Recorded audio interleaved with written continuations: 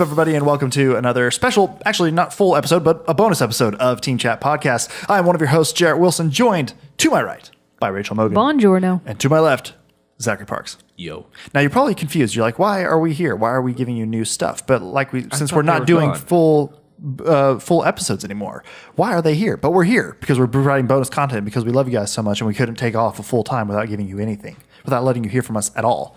So this is the first of a series of mini short reviews, or full reviews, but just reviews of some games. And here to provide us with our first review is Zach. Hey. Reviewing for us Battlefield 1. Ooh, Take it away, Zach. Well, there's a lot of pressure. I don't know if I like this. You're now on the hot seat. Yeah, wait. It burns. It burns. Okay. How did you like this game? What did you feel about it? Battlefield 1. Let's just, I'm not going to get the overall impression. Let's just start from the beginning. So Battlefield 1 came out maybe a month ago now? Oh, close to 2. Since this is probably December-ish. Has it been that long? Oh, no. About a month. You're right. Okay. My timeline's off. I got it pretty much right when it came out. I was excited for this game. I was a fan of Battlefield 4. I'm a fan overall of the Battlefield series, and I'm a big fan of war games, especially ones that are more history or more take place in the past, like this one, which is World War I. So immediately I was excited, and who can forget their release trailer for this? It really got everybody excited. People were like, call this as a Call of Duty killer. You know, people love to have that little competition, but right.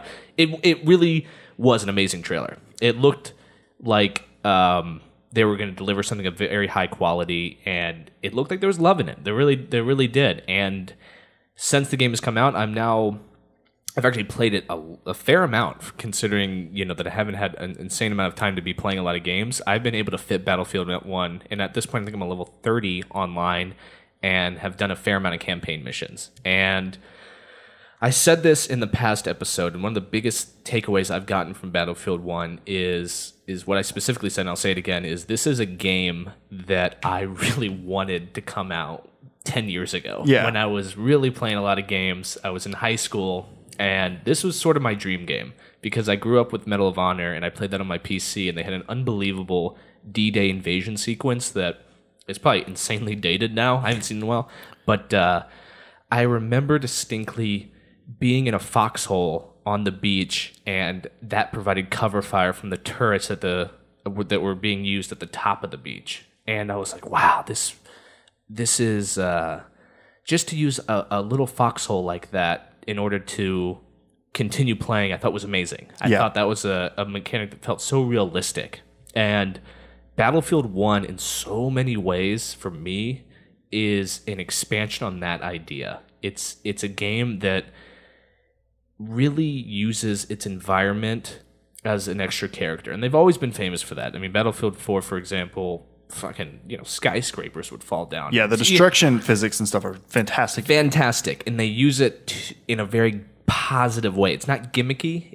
I should take that back. Some of it is a little gimmicky. Yeah. The skyscraper falling in Battlefield 4, for example, is fucking ridiculous. That stuff is what turned me away from Battlefield. It's a little like, I'm like, what is this? God. Jumping out of a fighter plane, shooting somebody with an arrow as you're in the air, and then landing back in your plane? What in the damn hell? I know. I'm totally with you. I hated that. I hate that people could do it. And I was like, they're so good. And I was like, this isn't war. It doesn't feel real, know? And I think Battlefield 1 is a game where that is a little bit less possible. Yeah. Because of the amount of elements that pertain to the history of the war, they did a good job preserving, I think, the authenticity of what it must feel like. And right. I've played this online. I've played this with friends next to me, and we've passed the controller back and forth. Most people I talk to have had experiences multiple times where we play like, wow, this feels like a real war. And that really is true. I mean, and I'm talking specifically about the online portion at this point, and every game that you play, at least half a dozen times, you really are, wow, what a moment. What a moment. Yeah. And for it to be as spontaneous as it is and different every time, that's what makes the game, I think, really unbelievable. I mean, there's a million things that make it really unbelievable. And just to give you an overall impression, I really like it. I really like Battlefield. And what's interesting, I just want to mention real quick, is I think a lot of people like it because so many people are silent about it. And people are just like, yeah. Yeah. Mm-hmm. They just play it. And I think that's the mark of a great game because it's really, negativity or just nothing. Almost. Yeah. No one's going to be like, this is amazing. But man, take a step back and look at this game and some of the things that happen during one of these things of rocks falling or planes spiraling out of control right in front of you. I mean, it blows my mind. It really does. The graphics of it are beautiful. From what I have only seen large Jared scale. play it, but from what I have seen and heard from the game itself, really blows me away. I can't believe It's the visual really quality cool. of that game. Yeah. It's astonishing. It's astonishing, and the the frame rate is able to maintain. It never really drops in quality, no matter where you go. And from the large scale openness to like that desert map, I don't know. Sinai. Yeah, I don't remember this. That map. And that is open. I mean, you run across the desert, you're like, man, I'm gonna get like shot down by a plane, or something amazing could happen. Even when you die, you're like, that was amazing. So that's really cool. Or sometimes it gets these narrow street corridors, and you're in buildings. And another thing I love is you can go up stairwells and hide in like an attic. And stay up there. The different ways to play this game are at such a level of diversity to it that it's just so exciting. You never know who's going to be around the corner. There's the amount of player. It doesn't feel too big either. You run into people a lot. Teamwork becomes essential, at least in your squad. Another thing that I think Battlefield's always done really well with, and they've continued to do with Battlefield 1, even take it to new levels, is the vehicle design and gameplay mechanics of the vehicles. Yeah. Flying a plane, driving a boat, using a tank. Which flying a plane is hard. Really hard. Really guess- difficult. But I've crashed a lot. all the time. Yeah, but it's really fun too. Yeah. It would be. I wish I felt more like I'm in a plane. I can really help my team. I'm more like I should be down low and trying to get a flag or something. I like it better if I'm like the tail gunner, not the pilot. Even that's fucking hard too. Yeah, it is. I will say there's a big thing for me is the tanks, for example, are actually powerful. And when you see a tank coming, you actually go, "Ooh, I should like run away." Oh, and the you tanks run drive away. me crazy because they're And that's so fun. powerful. They're But it's super like, powerful. but that's like what it should be. That's what it should be. Exactly, and that's really important to me. Not all is fair in love and war. No, and so the vehicles are incorporated in the perfect way where you feel their power on the battlefield. They have real meaning, and you really want to get in one or at least know how to use it well. You know what I mean? That being said, the campaign missions that I have played, they did a good job there too. I mean, they actually as much as a multiplayer of a game as Battlefield is, they took a lot of attention to the campaign and basically did these vignette stories of different characters. They're not really connected, so every time you do a new mission, it follows a character. Great cinematics, great voice acting, and in a fairly engaging story every time. You actually get these people's lives, and they do a nice touch with, I don't know if it's accurate or not, but they have the names of the people, so every time you die, for example, it has like, I really like that feature. 1890 to 1915. You're like, ooh, like was that a real person? I like the. I doubt it was a real person. Nah, I I don't mean, maybe think so. millions of people partook in What if that you just war. said Jared Wilson? But what? But I liked that one because I feel like it was a small touch, but did add a gravity and a realness to where you're not just like, I'm gonna go shoot some noobs. You're like, oh, this was a thing. This actually, in Battlefield, they are able to put a spotlight in their own way on, hey, this was a war. This happened. It was and terrible. People died, and this is you're a part of it now. You're right. It's not so much like how many kills can I get. It's really like, I don't want to kill anybody. You know what I mean? Well, and I love too that like the loading screens, even in multiplayer, have facts, historical facts, which I think I that's like great. that a Music that goes lot. Especially all that because stuff's great. one of the big things that I heard EA execs were talking about when they were initially planning this was like, is anyone going to know what World War I was? Which is a weird. horrifying Yeah, that's a fact. strange thing that to like think about. that someone even had thought that someone would not know what World War I is. Right. But I mean, Getting old.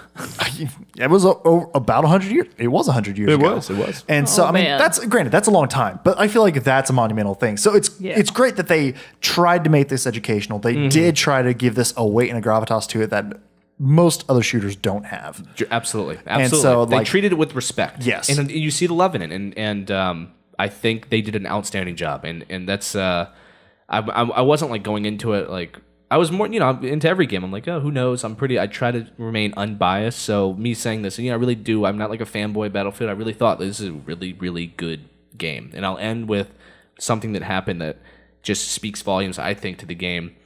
My buddy, and he made a game clip of it. My buddy was sniping, and a plane was flying overhead, and he was able to hit it, and he disabled the engine, and so he hit it, and the plane, you can see it start to wobble and go down, awesome. And it hit like a tree and did this spiral, flaming smoke trail, trick, and he's watching it the whole time. He's looking, and it flies over this little path, and right under it is me on a horse, flying under it and going past him. And I'm like, there you go, what a moment in Battlefield. That's awesome. That's why you play the game, because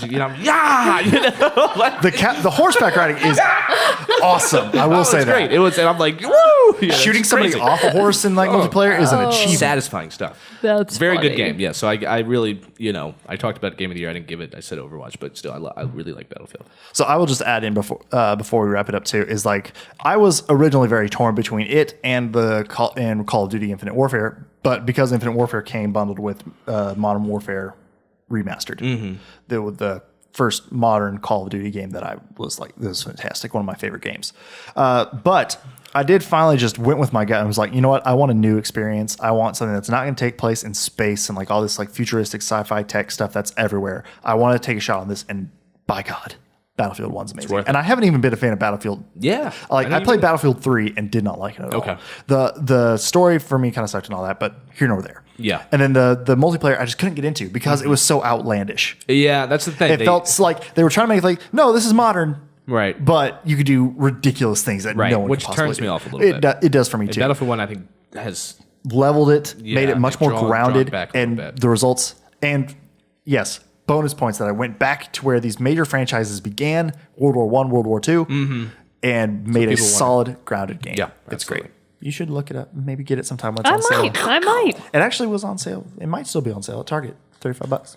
I don't deal well with stress. I know. Just throwing it out there. It does look like a very well done game. And I will say that the fact that they gave it that much thought in terms of being as historically true as they could be, that's a fantastic mark. That's really great. It is. It is great. Battlefield 1. Battlefield 1. That is Zach's approval in review format. Oh, yeah. You got to give it the stamp of approval. Stamp of approval. Put it on the screen. Stamps. I know. I might have to figure out something for that. That'd be fun if I have time. Stamp of approval. Team chat. We need a boo. Yeah, you do need a boo. Yeah, right. Sorry, mugs on there like that. But this has been the Team Chat review of Battlefield 1. We'll have a couple more reviews coming down the pipe, so stay aware, stay alert. Until next time, I'm one of your hosts, Jarrett Wilson, joined by Rachel Mogan to my right. Oh, adios. I changed it up. Sorry. I threw you off. What did you say? And to my left, Zachary Parks. Goodbye. We'll see you all next time.